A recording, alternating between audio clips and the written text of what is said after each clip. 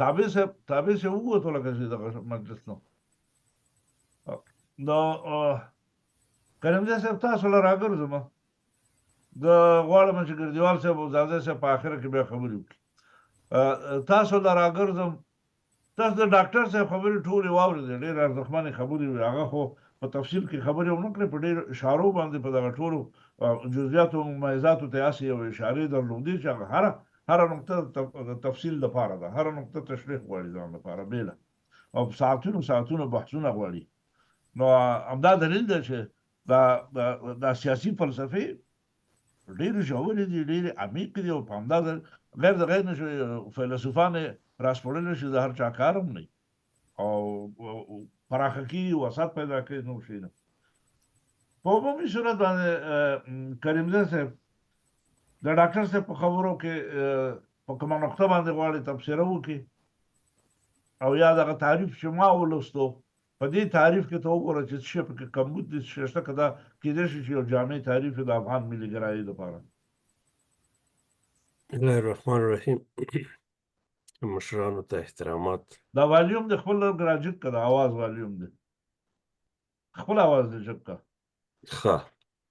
اوس صحیح شو سلامونه مهرباني ډاکټر صاحب محترم داسې جامع بحث وکړو د دې موضوع چې زه فکر نه کوم چې په دې کې به داسې کومه نقطه پاتې چې موږ پکې هغه اضافه روي وکړو د هغې معنی اضافه الفاظ دغه کړو دغه ځای کې ډاکټر صاحب یو دوه ټکي ډېر ښایسته داسې په دغه شکل باندې تشریح کړل چې اصلي تضاد او فرعي تضاد دغه اصلي تضاد واقعا د دې جامع نه یا د زموږ د جنریشن نه ورک دی اوس زما دپاره یو ښه تجربه دا تېر شل کلن نظام په دې تېر شل کلن نظام کې موږ سره قوتونه او نظام او اقتصاد او روابطو هر څه به لرل یو ځوان کل په مدیریت کې اخته و د وطن په ساتنه کې اخته و خو د دوی دپاره د اصلي تضاد نقطې نه وې مشخصې شوې او د دې دلیل د سیاسي مکتب یا د سیاسي فورم د نه شتون دا عمر داودزی د دې ډاکټر غني د کمپاین وخت کې مسؤل نو کله چې دغه کمپاینونه خلاص شو نتایج اعلان شو رئیس جمهور په چوکۍ کېناست بیا یو تعداد داسې روشن فکره ځوانان راغله نو داودزي صاحب نه خواهش وکړو چې ښه مونږ خو دغه ارمان او ارزو وه چې انتخابات وشي خو وشول اوس څه وکړو اوس زمونږ د دې ځوانانو دپاره څه دغه دی پلان دی نو داودزي صاحب ویلي چې د تیرو تجربو دا ښودلې ده چې دغه کمپایني ټیمونه بیا همیش په یو سیاسي حزب باندې تبدیلیږي دغه منتشر نه پاشل کېږي دغه تیاره یو جوړه ساحه او جوړ تشکیلات دي د مملکت په سطحه باندې دا بهتره وي چې دې ته یو سیاسي دغه ورکړي نو بیا د دې انتخاباتو د دې نتایجو نه دغه نه وروسته د رئیس جمهور د ټاکنې وروسته نو د دې ځوانانو ترمنځ همدغه بحثونه و چې د دې بحثونو په دغه باندې ډېر ښایسته ټولنې رامنځته شولې دا د زونونو په سطحه باندې ځوانان راټول شول خپل تشکیلات یې جوړ کړل لوی قندهار لویه پکتیا لوی ننګرهار نو دغه ساختارونه چې رامنځ شو د دوی هم دغه داخلي بحث دغه ایجنډا چې د دې وطن دغه اصلي غوښتنې زموږ نه څه شی دي یعنې د ډاکټر صاحب په الفاظو باندې هغه اصلي تضادونه زموږ څه شی دي چې موږ یې باید ولرو او بحث شي په میز باندې نو په دې کې به اکثر فوکس کېدلو چې د فقر او د پسماندګۍ سره باید مبارزه وشي دغه د همسایه او د مداخلې سره نو دغه هغه اصلي تضادونو یو شکل یې اختیار کړی چې موږ همداسې دغه ډاډه او په جرات په دې مسله باندې بحث نه شو کولی چې ځکه چې د مکتب شتون نه چې دا کم مکتب موږ غواړو چې فعالو یې یا کم زعامت یا زمونږ کمه رهبري دغه کېږي د دې وطن دغه د میلهګرایي تصویر تشریح کوي دا موږ نه لرو دا یو حقیقت د دې خپله تجربه موږ لرو اوس په دغه وختونو کې موږ به اکثر کوشش کولو چې د اعلیحضرت ظاهر شاه او د اعلیحضرت امان الله خان دغه مکتبي یا فکري پالنه وکړو چې د دوی د دې وطن دپاره کوم دید لرلو، ځکه چې د اعلیحضرت ظاهر شاه د دورې نه را په دې خواته د دې ملیګرایي د فکر د تغییرولو دپاره یا د دې دا تعریف زمونږ دپاره خرابول ډېرې هڅې شوي دي. اولنۍ هڅه دغه وه چې دوی دغه د ډیموکراسي مطلق د نشنالیزم په مقابل کې وکاروله، چې یو شخص په یو مجلس کې د وطن پالنې یا د ملیګرایي بحث کوو، لکه ډاکټر صاحب چې دا د بامیانو د برق مثال ویلو، نو په هغه باندې به د نشنالیست دغه لګېدلو، مهر لګېدلو. دلته به ورته په مقابل کې ډیموکراسي تشریح کړل. یعنی دا کار د دې ځوان نسل سره شوی دی، دا ظلم ورته ووایي که دا مداخله هر شی چې نوم ورته ږدئ، خو دا د دې ځوان کل سره دا کار شوی. او په دې ټول د تاریخ کې زمونږ سره دا فرعي تضادونه دومره بارزښته کړي دي چې دغه فرعي تضادونه چې اوس که مونږ د وطن د جوړولو هڅه وکړو، یاره زه فکر کوم چې تر څو پورې دغه فساد، دغه وایرس چې دا د فرعي تضادونو په ملت کې انجکټ شوی دی، که دا نه د منځه تللی، هیڅ کله هم دغه ملت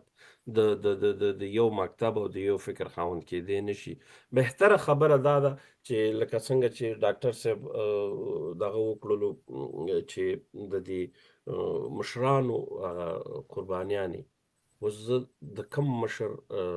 ذکر وکړم چې زما پلانی مشر په څه فکر، ولې د دوی ټولو خلاصه چې وګوري، د دوی آثار چې وګوري، د دوی لیکنې چې وګوري، دوی همدغه د ملي فکر د ترویج کوونکي وو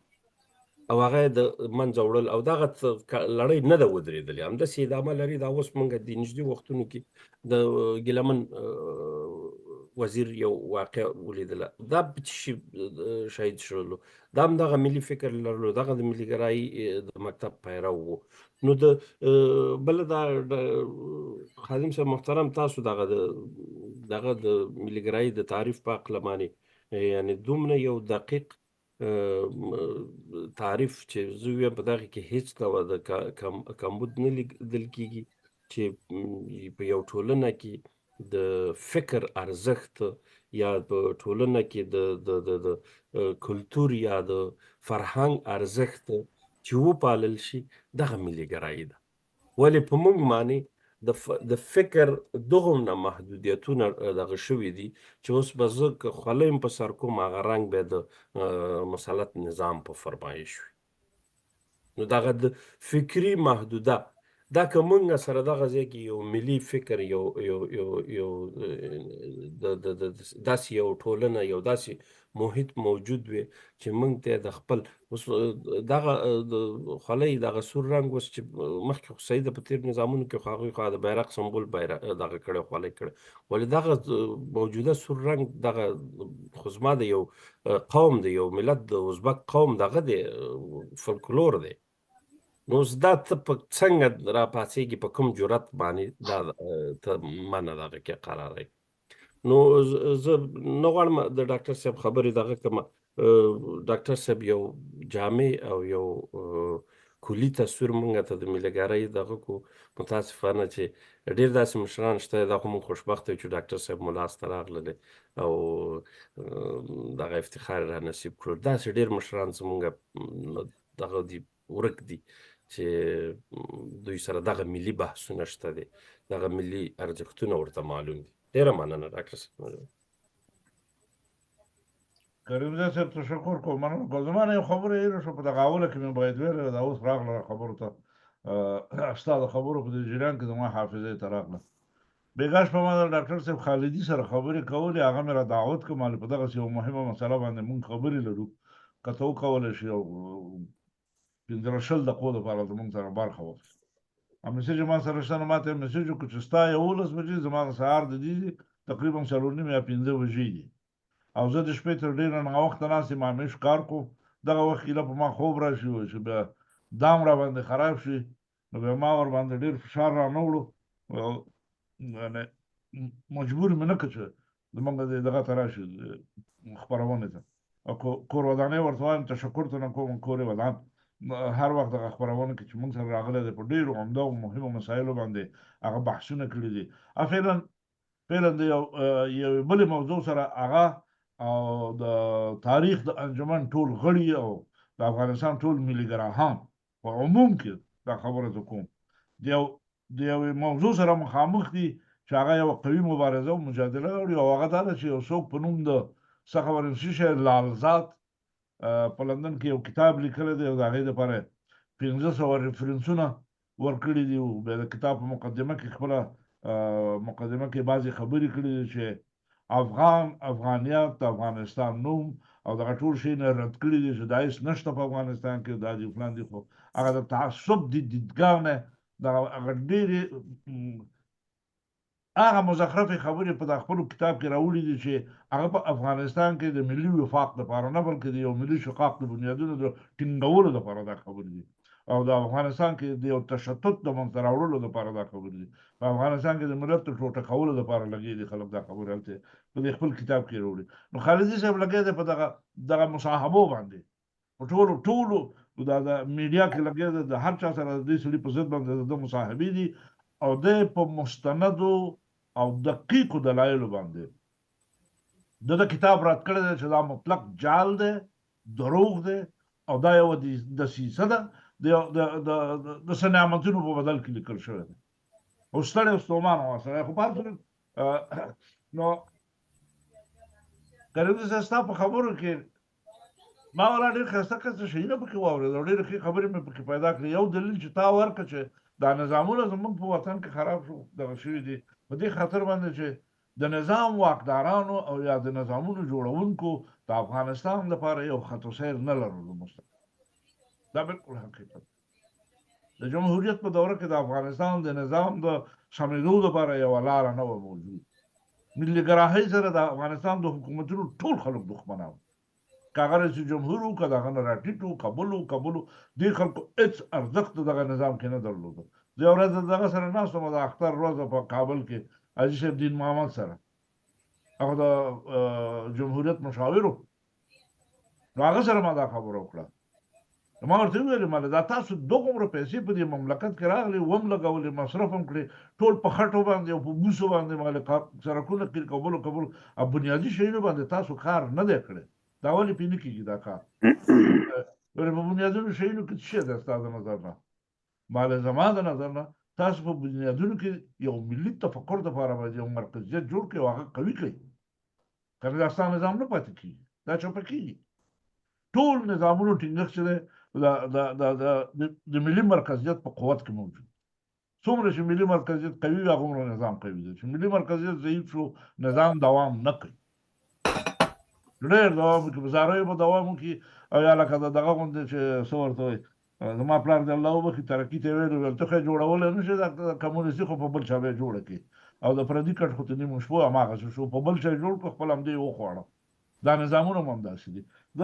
لکه هغه دغه چې وایي اوس تاسو وویله چې مشکلات او څه ورته وایي تکالیف او سختي په نظامونو کې تر دې حده شي چې سړی به خپله خولۍ رنګ هم د حکومت په زړه باندې انتخابوي. هغه د سعدي صاحب خبره ده که نه چېرته تللی وایي چې سپور اخیستی او په مخ کې کړی و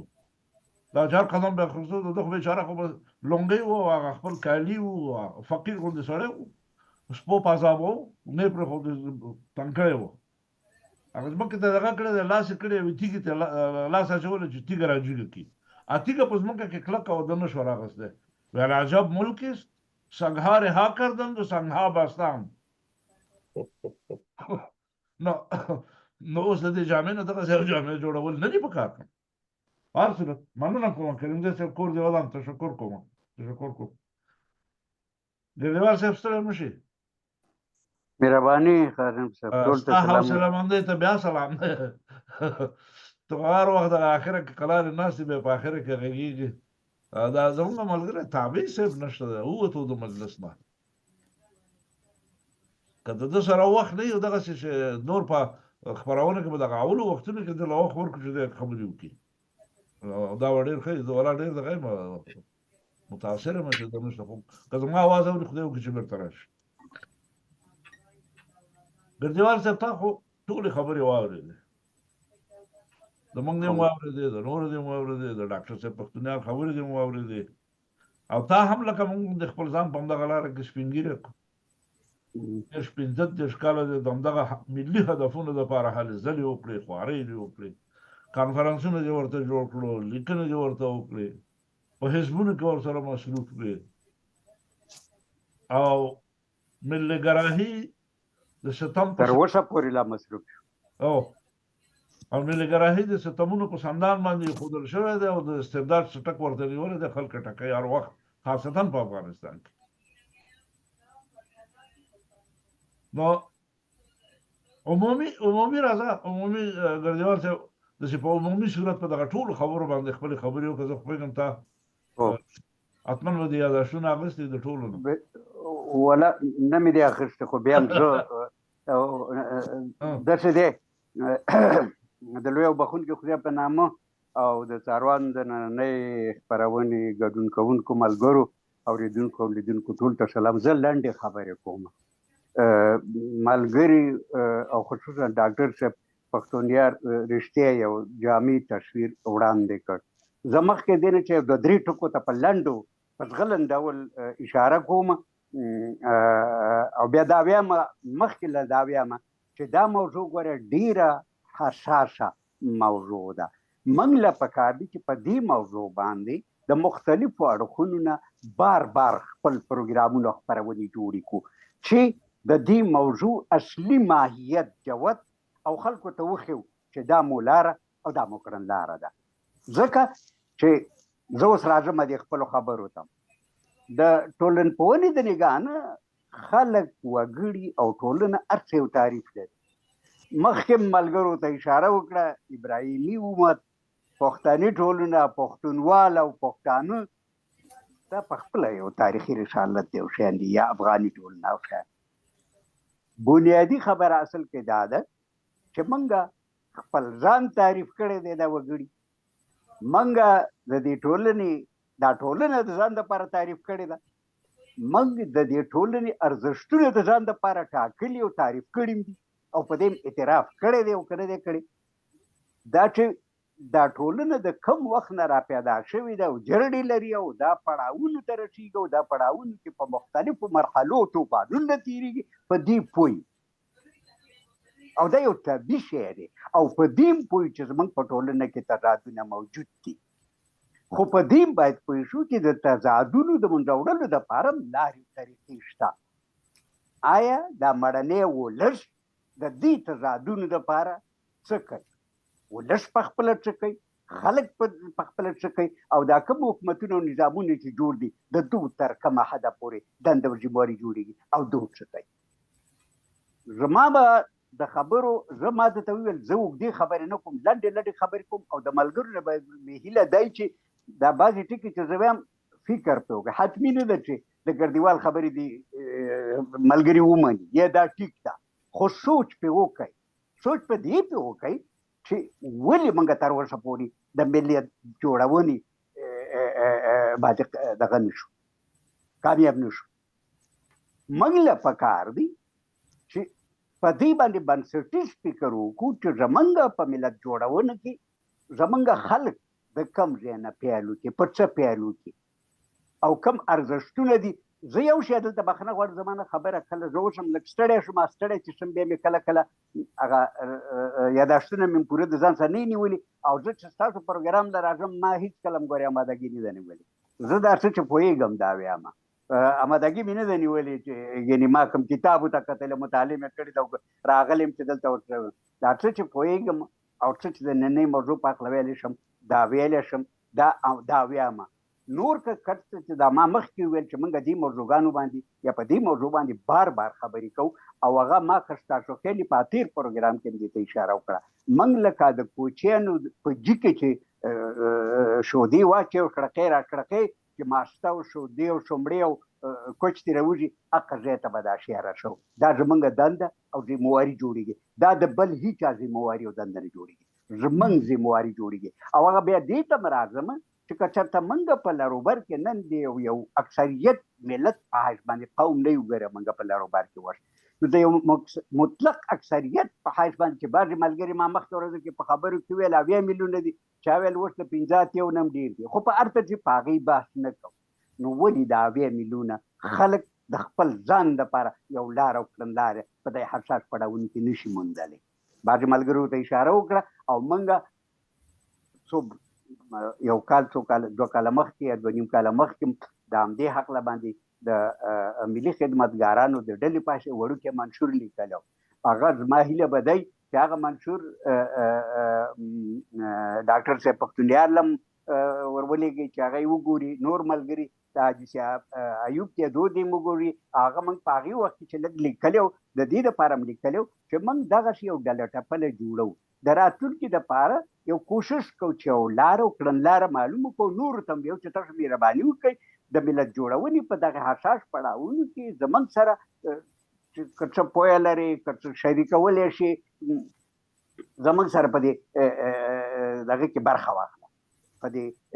بهیر کې برخه، په دې ملي بهیر کې موږ سره ونډه او برخه واخله چې موږ پوه شو په دې باندې چې د راتلونکي وخت دپاره لکه مخکې چې ملګرو بعضې شیانو ته اشاره وکړه، یو څه تضادونه موجود دي. دا تضادونه به هر وخت وي، په هر پړاو کې به دا تضادونه وي، خو دې ته باید موږ فکر وکړو چې د دې تضادونو اصلي ریښې چېرته وي، که دا داخلي ریښې لرلي او که بهرنۍ ریښې لرلي. ولې موږ دومره ناتوانه کړلو چې موږ په ملت جوړونې کې ټول عمر پاتې رالو، موږ هغه ځای ته ونه رسېدلو چې کم پکار و. حال دا چې د خپل تاریخي رسالت په بنیاد باندې کله چې د بعضې ملګرو مقالې ګور، ډېر باتور او مړنی قومي وو یا ملت یو، خو موږ هغه روله دا نه شو کړی. ولې مو دا نه شو کړی؟ په دې باندې کله سوچه خبرې کول پکار دي، هغه په دې بنیاد باندې پکار دي چې موږ په دې پوه شو چې زیاتي هغه وخت نه دی چې په شپ شپ کې خپل وخت تیر کړو. موږ به خپل ملت او خپل خلکو د نن په ښکاره ډول ویو چې اوس د شفتالو ویلو وخت دی. ځکه چې ما درته ویل چې د تاریخي رسالت په بنیاد باندې موږ چې کومې خبرې کوو، لکه موږ ابراهیمي امت چې مخکې ورته ملګرو اشاره وکړله، تاسو فکر وکړئ چې اصل کې موږ د اسلام نه مخکې یو ملت وو. دغه ملت څه لرله؟ د پښتونولۍ د هغه کوډکس کې چې کوم سیاسي، ټولنیز او د دیموکراسۍ او خپلواکۍ کوم جوړښتونه موجود دي او هغه ګوره ډېر زاړه دي. موږ او تاسو یو شي ته د ملګرو توجه غواړم او هغه دا دی چې که د ځان نه پوښتنه وکړو چې موږ د پښتنو د یو قوم په حق باندې ولې اسلام قبول کړ، په هغې کې غټ فکټور دا دی چې پښتو او پښتونولي په هغه کوټکس کې چې کوم ارزښتونه تعریف شوي دي هغه په اسلام کې دي. نو موږ سره هېڅ لږ په ټکر کې نه، موږ ولې په اسلام سره په ټکر؟ ځکه د پښتونولي او اسلام ټول هغه بنسټي شیان تقریبا یو څه بل سره جوړ راته، یا سمسمکي او سمونې لاره. د دې خاطره موږ دا کار شوی دی. خو اوس په دې حساسو پړاوونو کې چې موږ او تاسې په اوسني وخت کې حتی د ډېر حساس پړاوونو نه تېرېږو، موږ له اوس پکار دی چې د ملت جوړونې په دې وخت کې ډېر هغه څه را میدان ته کړو چې موږ په دې باندې پوه شو چې تېر خو تېرو، په هغې کې دا نیمګړتیاوې وي. اوسنۍ موږ باید په هغې تېرو نیمګړتیاوو باندې ډېر بحثونه ونه کړو، بلکې د راتلونکي وخت لپاره هغه حساسې نقطې په ګوته کړو چې موږ رښتیا ملت جوړونې ته نږدې کولی شي. هغه کوم دي؟ موږ له دا په ګوته کول پکار دي چې اوس د خپل نږدې راتلونکي دپاره لارې او کړنلارې جوړې کړو. نو ما ځکه درته ویله چې زه اوږدې خبرې نه کوم، دغه یو څو نقطې وي او موږ له اوس پکار دي د څاروان پروګرام ځان له دا پروګرام نه کېدای شي سبا له د څاروان د پروګرام په څنګ کې زموږ سره د ځوانانو، د جنکو نور ډلې ټپلې را میدان ته شو. په دې کې هغوی زموږ په همکارۍ باندې او د باقي ملګرو په همکارۍ باندې واړې وړې ډلې ټپلې جوړې کړي چې موږ یې شاته ودرېږو او حمایت یې کوو. دا شی په قلاره قلاره وغږېږي، دا شی پراخه شي. خو موږ په خپله چې څوک دا کار کوي د ملي ګرایانو په شکل او بڼه کې، هغه باید په خپلو خبرو پوره ولاړ وي. دا ګورې هغسې دا ډېر مهمه نقطه ده. ځکه په خپله د ملي ګرایي خبرې کوم، د ملي ارزښتونو خبرې کوم، د یو ملي زبردست غښتلي او خیرات او سمسور راتلونکي دپاره د خپلې ټولنې ایجابات او ټول شیان تولید دپاره کار کول او هلې ځلې کوم، او زه په خپله عقیده کې نیمګړی یم، نو دا ټولنه به د خیرات او سمسور کېږي څنګه؟ موږ له پکار دی چې موږ د هغې خلکو باندې چې هغه رښتیا دي ولس ته هغه رښتیا د ملي ارزښتونو ته ژمن دي او پرې ولاړ دي. دا عقیده او باور دی. لکه په تیر پروګرام کې ډاکټر صاحب د روحاني دورې یو څه شیانو ته اشاره وکړه، هغه ډېر ښکلي شیان، خو هلته یو قسم بعض شیان ته څه شوي هغه لا 15 ویل یا زما ورته پام شوی نه دی او وایي پوره نه کړل، نه پوهېږم چې څنګه چلو، خو په هر ترتیب سره هغه ډېر مهم شی دی. ملي ارزښتونو اوس هم څه فرق نه دی کړی، ګینې چې د پیروز خان ټولنې او د صحیح ده یو څه فرق په ټولنه کې راغلی دی، خو هغه ارزښتونه همغه ارزښتونه دي. هغه به د انګریزانو په ضد باندې مبارزه، اوس به د امریکایانو په ضد مبارزه، یا به د پنجابیانو په ضد مبارزه، یا به سبا له بل څوک را پیدا شوی. نو د مبارزې او د پښتنو هغه هلې ځلې چې په هغې وخت کې کم وي، اوس هم ډېر فرق نه دی کړی. خو موږ ګورې په دې تېرو څو پیړیو کې ډېر ځپل شوي وو. موږ ته اول د ځان جوړونه پکار ده او پس د هغې نه د ځان جوړولو د وګړو د جوړونې په بنیاد باندې د خپلې ټولنې هغه ارزښتونه راته مهم دي. او هغه ارزښتونه ګورې ما ځکه درته ویل چې دا موږ په خپله په راتلونکو بحثونو کې لږ جوتوو چې کوم ارزښتونه زموږ دپاره مهم دي. هغه که زموږ ملي هویت دی، هغه که زموږ کلتور دی، هغه که زموږ مذهب دی، هغه که زموږ بشپړه جغرافیه ده، او که زموږ د تاریخي رسالت پخواني او اوسنۍ سرښندنې دي. دغه ټکي موږ څنګه اوس په خلاره خپلو بچو ته، خپلو ځوانانو ته او په ټولنه کې هغو ملګرو خلکو ته دغه انتشار کو، انتقال کو، ورسو چې هغو رښتې د دې ارزښتونو دپاره اقلا یو وړوکې دنده او ذمهواري په غاړه واخلي. موږ ګورې پښتانه یو شی همیشه کوو، خبرې کوو خو ذمهواري په غاړه نه اخلو. ته چې ذمهواري په غاړه نه اخلي د ټولنې د پرمختګ مخ هم نشي لیدی، ځکه د ذمهواري په بنیاد باندې ستا د منفي او مثبتو نتیجه ګیري کېږي. نو چې ته د مثبتو او د منفي نتیجه ګیري نه کوې نو پرمختګ به څنګه کوې؟ دا غیر ممکن کار دی. نو د دې خاطر نه موږ چې څه خبرې کوو موږ به ذمهواري په غاړه اخلو. دا ذمهواري او جذبه او احساس دا به نورو ته منتقالو او هغو ته به ویو چې ته به اول د دې خپلې ټولنې سره ځان په شباهت کې راولې، بیا به دندې او ذمهواري مني او د دې دندې او ذمهواري په بنیاد باندې به خلک ستا نه پوښتنه هم کېږي. نو بیا به ته څومره مخکې لاړې او که ته وروسته پاتې شوې، ولې وروسته پاتې شوې؟ داخلي پرابلمونه څو او خارجي او بهرني دغه علتونه څو، په دې بنیاد باندې موږ او تاسو مخ په وړاندې تللی شو. دا د وخت ضرورت دی او دې ضرورت ته باید موږ په شریکه وشوګه ورکړو. دا شی مهم دی. ګورې دغه شریکه اوږه تر اوسه پورې په دې 13-15 لسیزو کې دومره سطحي شوې ده چې ډېر ملګري حتی دې ته نه دي جوړ چې د یو بل سره کښېني. موږ باید اول دا هم زده کړو که دا وطن را باندې ګران دی او د وطن د ژمنې چې زه د دې ملګرو سره کښېنم، که دا د حزب اسلامي والا دی، که دا د وطن د ګوند دی، که دا د خلق دیموکراتیک ګوند دی او که دا د بل ګوند والا دی، ورسره کښېنو. خو هغه به دا ماته جوتوي چې دی د خلق دیموکراتیک ګوند او د وطن د ګوند او د حزب اسلامي په چوکاټ کې د دې وطن د کومو ارزښتونو ته دغه دی قایل دی او مني درسره. حتمي به په یو څه باندې سره دغه کوو، تفاهم کوو. په غیر د دې نه ګورې شریکه لار نشته. دا ملت جوړونه د دې لپاره ده چې دا ټول زموږ شریک ملت دی. لکه مخکې چې ډاکټر صاحب ورته په حقه اشاره وکړله، نو دې شریک ملت د جوړونې او رغونې لپاره به موږ شریکه دندې او ذمهواري په غاړه اخلو او یو بل به منو. که نه یې مني دا ملت جوړونه غیر ممکن ده. زه هم ژوندي لره. تر بیا السلام علیکم. ډېره مننه، ډېره مننه ګرجوال صاحب، ډېرې ښې نقطې، ډېرې ښې نقطې. زه په دې عقیده یم چې موږ ملت یو. دلته یو نظریه دغه 100 کالونو را دې خوا ته چې ډېره مخربه نظریه ده په دې خلکو کې ښکته پورته کېږي او خوشحاله په دې یم چې تر اوسه لا کوم ځای نه دی نیولی، خو خلک لګیا دي دا خبره ښکته پورته شعر وي او دا ګنګوسه ډېر شدید روان ده چې ما ملت نیستیم، ما ملت نبودیم. او دا غلطې خبرې دي. موږ په هر وخت کې ملت وو، ملت یو.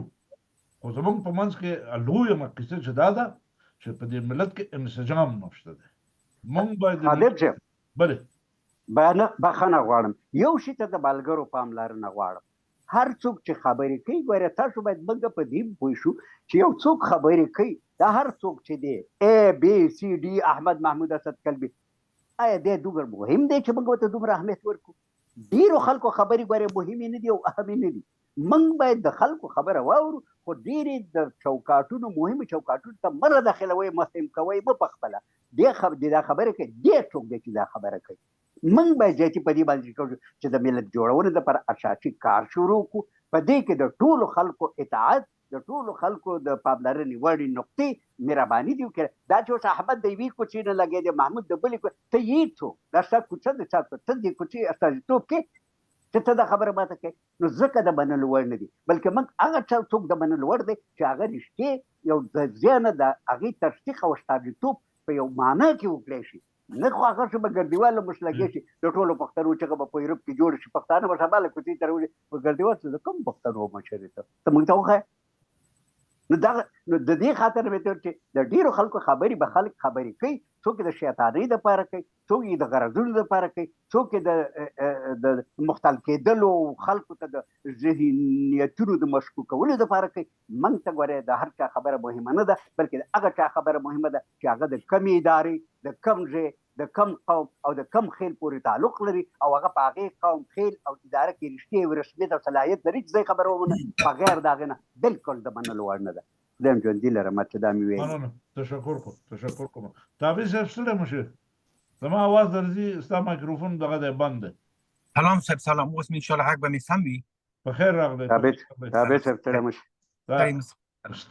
ستا حوصله اندي خو هم د هندوکش د غره غوندې ده ولاړ شي. تاسو ټول مشران یې، زه مجبور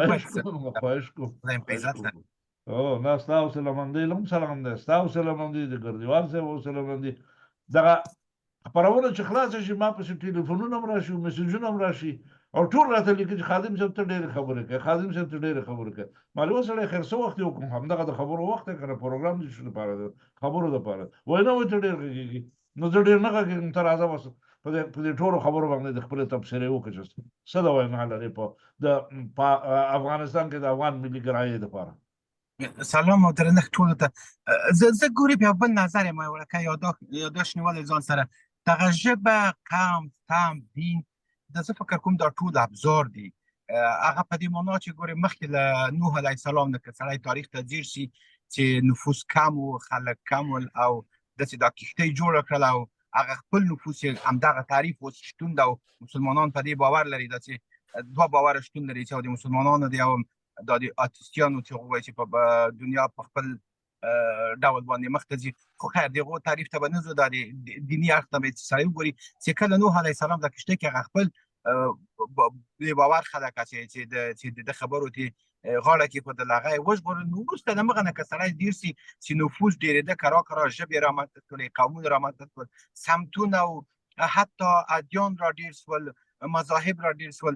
د دغو کړکېچ د رامنځته کولو په خاطر باندې زه فکر کوم چې له کله نه چې دا نړیوالې جګړې پیل شولې، وروسته له هغه نه انګریزانو، روسانو ډېر په اسانه توګه دغه مرزبندۍ را پیل کړلې چې په دغه مرزبندۍ کې دوی ډېر ښه پلانونه درلود. یو له پلانونو څخه یې دا و چې که چېرته روسانو ته دوی شکست ورکړي، یعنې کمونیزم ته، که دوی کمونیزم ته شکست ورکوي، وروسته له هغه به دوی څه کوي چې هغه جغرافیې چې دوی ته بیا ګوته نیسي چې تاسې په موږ ظلم کړی و، د موږ مال، د موږ په ناموس هم تجاوز کړی، د موږ مال هم غلا کړی و. دوی د دغه د خلاصون لپاره دوی باید څه وکړي؟ دوی هماغه چې د همدغه نسخې د خلکو په منځ کې د نفاق، د مذاهبو په نوم، د ژبو په نوم، دا یې پکې رایج کړلی. حتی دا اوس که تاسې فکر کړئ په دغه آذربایجان چې کله له ایران نه بیل که، آذربایجان خلک ټول شیعګان دي، خو ترکان ډېر په کلکه دا اوس اردوغان دي، دوی تر شا ولاړ ده او په نامه د پاني ترکیزم په نامه باندې حرکت پیل کړی دی چې زور یې نه رسېږي، ایران یې مخنیوی کوي. دا یوه بېله قضیه ده، ځکه چې په هغه سیمه کې یوه سیمه ده په نامه د نوم یې اوس دمګړی د مالیات بود، خیر اوس راپیاد کېږي. په دغه سیمه کې لکه د موږ تاسې چې له چین سره یې لرو، د واخان، دغه قصدا عمدا دغه جغرافیو بېلول چې انګریزانو وکړل، دغو ته دوی پام و چې دوی ته هېڅکله دوی څوک ګوته ونه نیسي او له دوی څخه غرامت وانخلي، لکه له جرمنانو څخه د جنګ په نامه چې غرامت نړیوالو واخیسته. هغه بار د ملامتۍ څخه یې ځانونه خلاص کړل. اوس همدغه انګریزان ډېر په اسانه باید توانېدلي دي چې د مسلمانانو په منځونو کې، حتی د نورو جغرافیې په منځونو کې د دغه د قوم د ژبې مسله ډېره دوی ګرمه وساتي چې په دوی کې د دوی ډېره ګټه ده. که تاسو فکر کړئ چې کله چې ټرمپ هم په لومړي ځل ریاست جمهوریت ته ورسید. ادعا دا وسوله په امریکا کې چې همدغه امریکایانو دوی د تعصب او د حزب او د دیموکراسۍ په نوم باندې شا کړې ول او دوی دیموکراسي غوره ساتلې او نړیوالو ته خپل هیواد یو طلایي حکومت په نړۍ کې ښوده چې موږ داسې یو حکومت یو چې باید ټولو ته په غاښ وشي. نو ولې ټرمپ د تعصب په بنا باندې ریاست جمهوریت ته رسیږي؟ بیا هغه لیکوالانو هغه کسانو چې سیاسیون ول هغو نظر ورکړ چې کله ناکله هغه جغرافیه چې سینه خلاصوي دغه مسایلو ته دوی ځان پکې پیدا کړي چې ټرمپ او پلویان ځان د دغه تعصب په بنا چې په هغه کې ځان را پیدا کړ او ځان یې واک ته ورساو چې هغه خپل هدف په نړۍ کې چې باید په ګوته چې هغه ته لاسرسی پیدا کړي چې بیا ځلې اوس هماغه حرکت په امریکا کې چون دوی لومړی خبر کوي دوی وارسا له منځه یې وړله او سینه فعلا همدا ناتو ته خلاصه ده. دوی ټوله ولکه د نړۍ حتی د اوبو سیاست د هوایي سیاست د ځمکني سیاست دا ټول موږ تاسې په دې ته غاړه کېږدو دا د دوی په ولکه کې ده او دوی لوبوي خلک او دغه حرکتونه چې د قومونو په نامه باندې چې لکه د موږ جغرافیه کې چې رامنځته شوي دي یا په نورو جغرافیو کې له دغه څخه خلاصون لاره ډېره اسانه هم ده سخته هم ده. اسانه پدې ده چې موږ باید غاړه حقایقو ته کېږدو چې دمګړی موږ جوګه د دې نه د موږ اقتصاد د موږ سیاست د موږ دغه ورورولي چې له منځه پکې تللې ده او په خپلو منځو کې په دا وړه جغرافیه کې سره ټکني یو د بل خبره نه مني دا د کرکې سیاست ورځ تر بلې ډېرېږي. دا زمانګیره ده چې موږ دا له منځه یوسو په یو حساب او په بل حساب ډېره اسانه هم پدې ده چې که موږ تبلیغات ګړندي کړو د سوشل میډیا له طریقه د رسنیو له طریقه ځکه چې دا اوس پروپاګاندا په دنیا کې لومړی خبر کوي دغه رسنۍ دي چې دنیا د خپل تاثیر لاندې د اغېز لاندې راوستلې ده. یو ساده سړی د ساده سړي په لباس کې یو سیاستمدار راجګي یو مقاله لیکي یو تلویزیون کې ارزندام کوي یو خبره کوي ټول چکچک ورته کوي او ټول د تاثیر لاندې راځي چې خو بیلګې د موږ تاسو جغرافیه افغانستان ده چې همدا سیاسیون چې په تقریبا 15 کالو کې راپدې او چې نوبتي جګړې ته افغانستان جغرافیه سینه خلاص کړله د ورځ تر بلې قرباني ترې راخلي او هماغه پدر مادر آزار دا اوس هم په رسنیو کې په تلویزیونو کې مطرح دي د هغو خبره اورېدل کېږي د هغو چې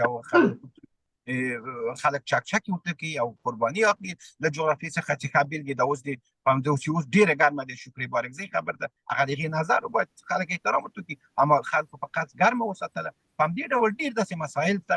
چې په جغرافیه کې له بعده مرغه چې د په نامه د ابزار او په نامه د دین و مذهب و سمت ابزار ګرځولي د قرباني درخلي نو ښه به دا وي چې په هغه شتمن کسان چې تاسې پېژنئ د تاسې د رسنیو له لارې یا چا سره چې واک د رسنیو سته لکه خادم صاحب تاسې چې رسنۍ دا اوس ترې کې غږېږئ هغه کسان چې راغواړئ ښه به دا وي چې له مخکې د دې نه چې خپرونه جوړه شي لکه تاسې انځور ورکړئ چې خلک دې ته وهڅول شي چې اوسني عصر ته غاړه کړي اوسني عصر کې سوشل میډیا اوسني عصر کې فلم اوسني عصر کې شعر اوسني عصر کې موسیقي دا رایج ده دا اوس د هالیوډ صنعت په دنیا کې لومړی خبر کوي ټول ځوانان خپل اغېز لاندې راوستلي ټول ګوري که په پټه کې په لای که دنیا کې سړی احترام ولري کوي نه لري اما ځوانان یې اغېز لاندې راوستلي د دوی انګریزي ژبه دا اوس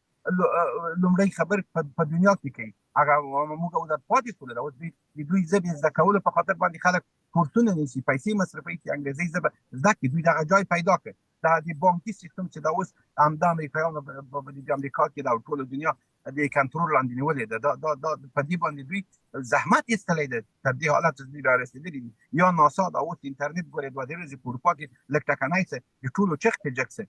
زه فکر کوم چې دغه مسایلو ته که هغه حقایق تصویر موږ خپلې جغرافیې خلکو ته ورکړو موږ ډېر شی لاسته راوړلی شو او که دا پخوانۍ بابولالې وي چې موږ دا کود درلوده موږ داسې زمریان وو موږ داسې امپراتوران وو موږ احمدشاه بابا درلود زه فکر کوم چې دغه ځای نه نیسي لکه د فارسي د ژبې مسله چې دا ټول وایي چې موږ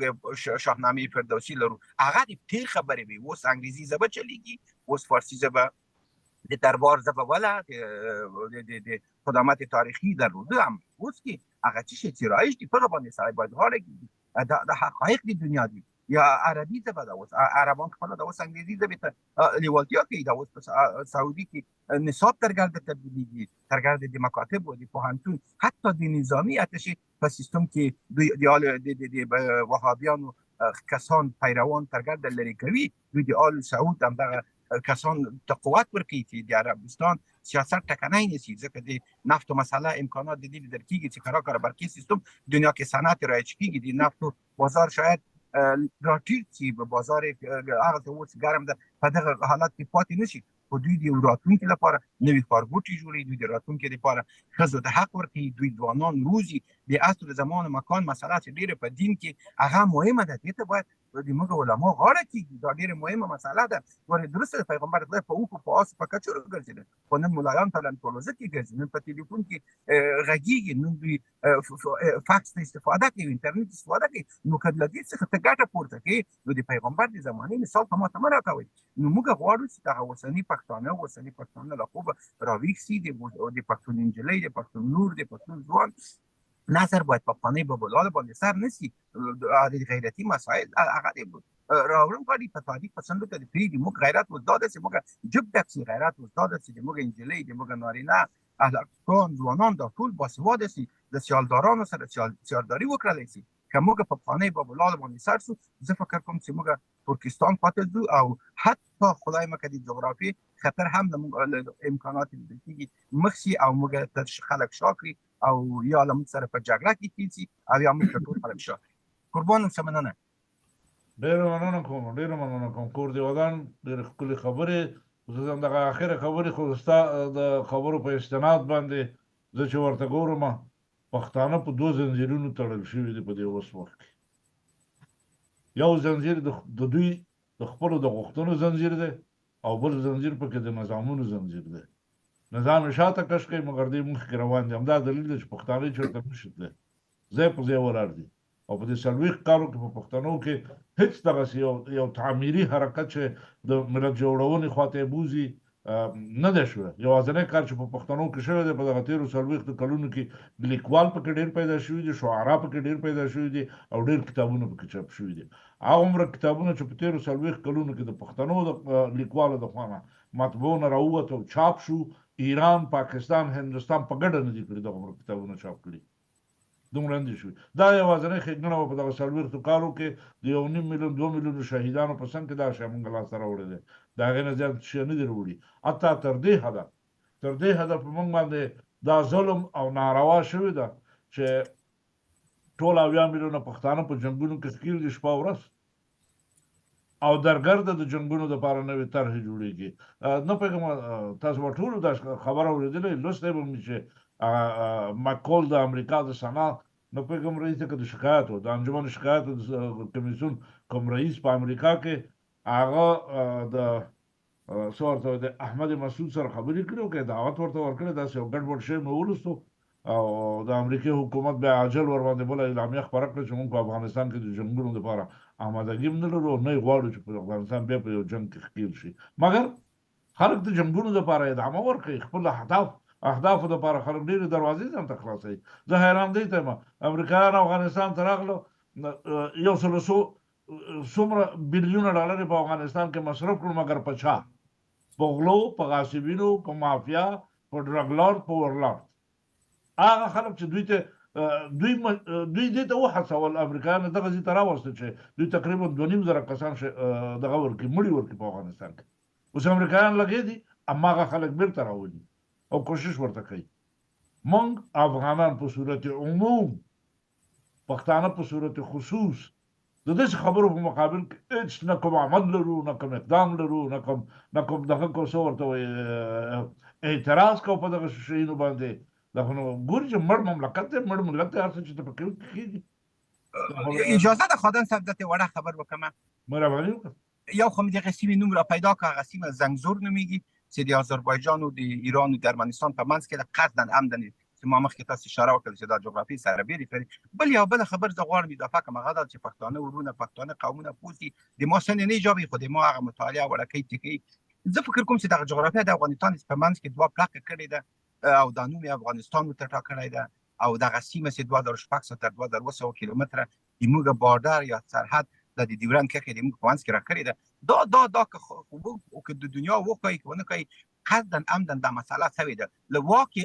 همدا پښتون سره پرېښی ده. نړیوال غواړي چې دا واک باید د پښتون سره وي، ځکه چې د پښتانه د قومي جوړښت ته، د دوی دغه مذهبي مسایلو ته، د دوی هغه قومي کودونو ته، حتی فارسیبان، ازبک، هزاره، دا ټول په دې مسله دوی پوهېږي. داسې دوی پای ټاپ ټاپ کوي یا غالمغال کوي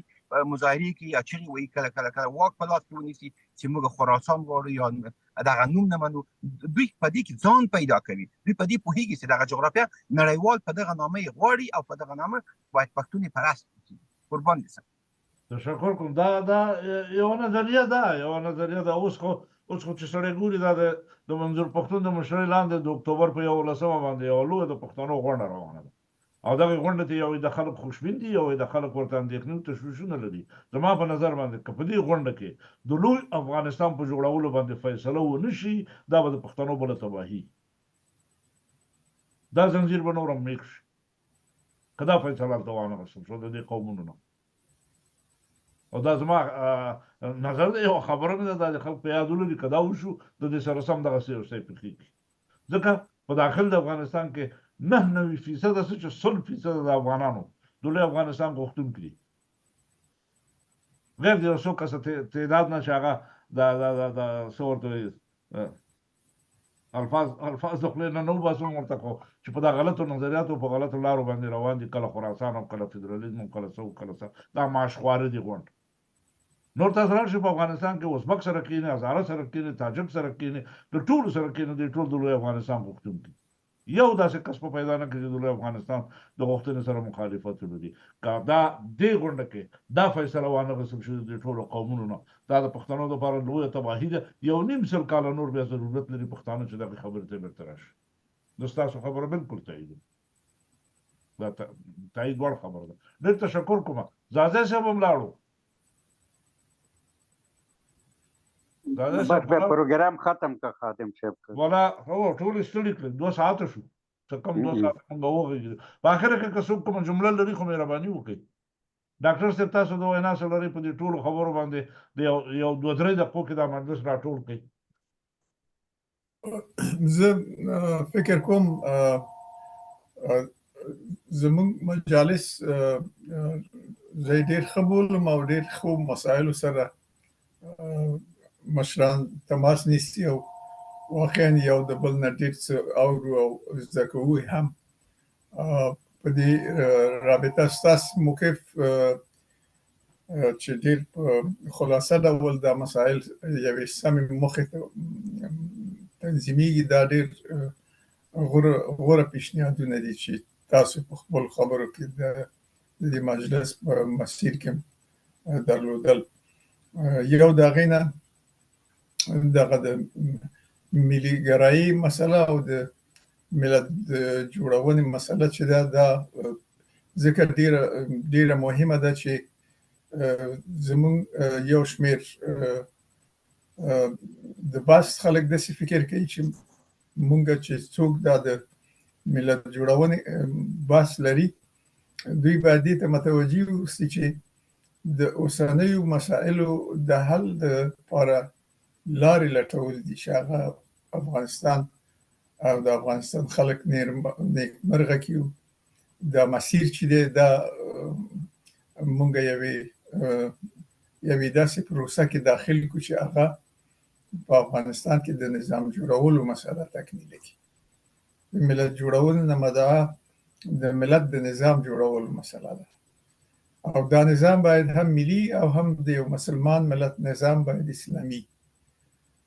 کېدای شي یوه مسله چې اوس ډېره جدي شي چې د دین او سیاست بیل کړي او دین او سیاست یو کړي. د دین او د سیاست بیلول او یو کول دا دومره عمیقه فلسفي خلا نه ده چې د هغې د ډکولو توان د یو ملت سره نه اوسي. یو ملت سیاسي جوړښت لري چې هغه د حکومت نظام حکومت او نظامداري ده. یو حکومت دینی اړیکې لري چې په دینی اړیکو کې دی کولی شي چې دین باید د خلکو د دین په حیث باندې مطرح شي. نو که دا خلک مسلمانان دي، دا خلک باید یو مذهبي ټولنه وي او اسلام باید دین وي. نو دغه د ملت جوړونې په پروسه کې د دین او د اسلام او د ملت مسله چې ده دې ته موږ باید یو څه خصوصا د څاروان په پروګرامو کې که تاسې او نور مشران ورباندې متحد شي، افغانستان کې د ملت د پرمختګ او د ملت د نظام د پرمختګ او په افغانستان کې د توانمندیو ساتل او هغې ته لارې ورکول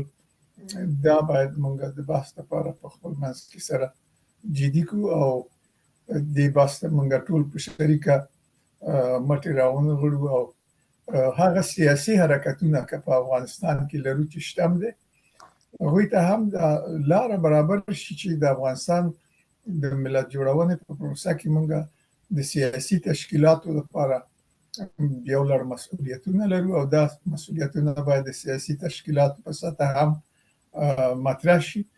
نو کېدای شي چې زموږ د حرکت حوصله دومره نه وي چې موږ سیاسي تشکیلاتو ته د دې زمینه برابره کړو چې دوی باید خپل سیاسي مسائل د ورځې د مسائلو د حل لارو لپاره آماده کړي. نه دا چې دوی په دې باندې اخته دي چې موږ پښتانه یو که موږ مسلمانان یو موږ په نژاد اریایان یو که موږ اصلا دغه یو د یهود او نصارا یو. دا مسایل د افغانانو لپاره په اوسنیو شرایطو کې حکومت نشي کولی او په دغه مسایلو د ملت مصرفول د ملت جوړونې په لار کې یو ستر جنجال دی چې ورسره موږ مخامخ یو او د دې لپاره موږ روشن فکري نوزتونه سیاسي نوزتونه په افغانستان کې د هر فلسفو او د هغې په رڼا کې چې هغه د اسلام سره په تضاد کې نه د بحث زمینه لرو او هغې ته باید کار وشي. ډېر کومک به وشي انشاءالله. خدای مو مل شه. ډېره مهرباني ټولو نه تشکر کوم. خدای تاسو ټول ژوندي لري او لطف هم کړی دی چې راغلی د خپلو وطنوالو سره دغه ډېره مهمه او عمیقه مسله باندې برابر 2 ساعته تاسو په دې بحث تېر کړه. ټول د کور ودانې هغه چا چې دا خپرونه تر اوسه پورې تر اخره لیدلې ده او اورېدلې ده د هغې نه مننه کوم. کور دې ودان وي. او دا یو خبره بیا هم باید په اخره کې وکړم د خپلو لیدونکو لپاره خپلو عزیزو لیدونکو ته دا وایم چې والله که خو بېکاره وي او نه زمونږ سر کوم څه ورته وایي لیوني سپي چې چلی دی چې مونږ وخت نه لرو یا بل شی نه لرو چې وایي کړو دلته راځو. نه دا لکه مخکې چې ګردیوال صاحب وویل چې دا باید سړی پوه شي چې دا زما مسؤلیت دی او زه ورته مسؤل یم چې دغسې یو کار وکړم. مونږ په دغه احساس باندې راځو او د دې احساس په بنیاد باندې د خپل وخت دلته ستاسو په اختیار کې ږدو. هغه کوشش کوو چې په داسې یو موضوع باندې وغږېږو چې اقلا یو چا ته لږه ګټه ته نه ورسېږي او دا زموږ نظریات اقلا خلک واوري په دغه خاطر باندې. نو تاسو خو دومره لطف وکړئ چې دغه خبره خپلو دوستانو کې سره پرې بحث وکړئ چې دغلته یو چینل کې یا په یو ځای کې فلانی احمد محمود څوک په دې موضوع باندې لګي او بحثونه لري. دومره خو ووایي او دا به ورو په ورو ذهنیتونو په جوړولو کې ډېر مؤثر واقع شي او زموږ کار هم دا دی خصوصا زموږ د ځوانې طبقې لپاره دغه مو وظیفه ده. موږ په څه چې پوهېږو غواړو چې په شکل د اشکال خپلو ځوان نسل ته د آینده لپاره ورسوو. د ټولو د الله مل شي خدای په خیر لره تر بلې اونۍ ډېره مهرباني د ټولو په مخه که ژوند باقي بیا په مخه ټول په مخه. خدای په امان. السلام علیکم.